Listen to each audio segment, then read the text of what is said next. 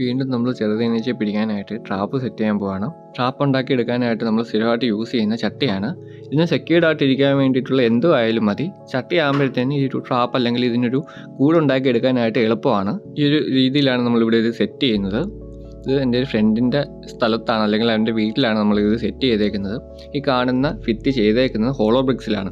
അപ്പോൾ അവിടെ ഇവിടെയൊക്കെയായിട്ട് പല സ്ഥലത്തും കൂടുകളുണ്ട്, തേനീച്ച കൂടുകളുണ്ട്. അതിൽ പക്ക ആക്റ്റീവ് ആയിട്ടുള്ള 2 കൂടുകളിലാണ് നമ്മൾ ഇപ്പോൾ ഈ ചട്ടി സെറ്റ് ചെയ്ത് വെച്ചേക്കുന്നത്.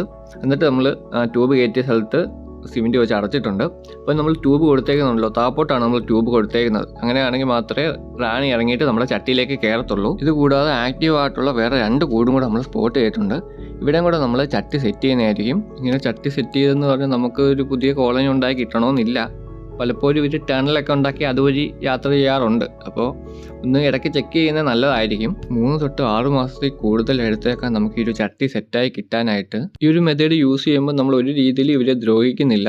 അതിനുശേഷം നമ്മളൊരു ഫ്രിഡ്ജ് ടാങ്ക് ക്ലീൻ ആക്കി ഇതിലേക്ക് പുതിയ മീൻ ഇടാൻ പോവാണ്. ഇതിനകത്ത് തിലോപ്പിയായിരുന്നു ഇട്ടിരുന്നത്.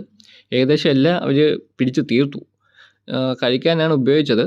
അതിനകത്ത് ബാക്കിയുള്ള മീനാണ് ഈ ടാങ്കിലേക്ക് ആഡ് ചെയ്ത് കൊടുക്കുന്നത്. പോളാർ പാറ്റ് ഫിഷിനെയാണ്. ഇതിൻ്റെ ഒരു 4 ജോഡിയോളം നമ്മളിപ്പോൾ എടുത്തിട്ടുണ്ട്. പോളാർ പാറ്റിൻ്റെ വൈറ്റ് ഇവിടെയുണ്ട്. ഈ ടാങ്കിലായിട്ട് 2 ബ്രീഡിംഗ് പെയർ ആണുള്ളത്. 2 എഗ്ഗിലാണെന്ന് തോന്നുന്നു. നല്ല അഗ്രഷനാണ് കാണിക്കുന്നത്. ഇത് എഗ്ഗിലാണെന്നുള്ള ഡൗട്ട് കൊണ്ട് തന്നെ ടാങ്ക് ക്ലീൻ ആക്കാൻ പറ്റാത്ത അവസ്ഥയാണ്. എന്തെങ്കിലും ഒരു സ്ട്രെസ് വന്നു കഴിഞ്ഞാൽ അത് മുട്ടയെല്ലാം തിന്നാനുള്ള ചാൻസ് ഉണ്ട്. പിന്നെ ഇതിനകത്ത് കുറച്ച് കുഞ്ഞുങ്ങളും കിടപ്പുണ്ട്. ഈ ഒരു ടാങ്കിൽ ഏറ്റവും വലിയ പ്രശ്നമായിട്ടുള്ളത് മേളിൽ ഇങ്ങനെ പാട കെട്ടിക്കിടക്കുന്നതാണ്. എത്ര നമ്മൾ ക്ലീൻ ആക്കിയാലും അത് അതേപോലെ തിരിച്ചു വരുവാണ്. ഈ ഒരു ടാങ്ക് ഫുൾ ഇത് ഫില്ലായി കഴിഞ്ഞാൽ മീൻ മേളിൽ വന്ന് ഓക്സിജൻ എടുക്കാൻ പറ്റാത്തൊരു സാഹചര്യം ഉണ്ടാവും. അപ്പോൾ ഇതിന് എന്തെങ്കിലും ഒരു പ്രതിവിധി ഉണ്ടെങ്കിൽ കമൻറ്റ് ചെയ്യണേ.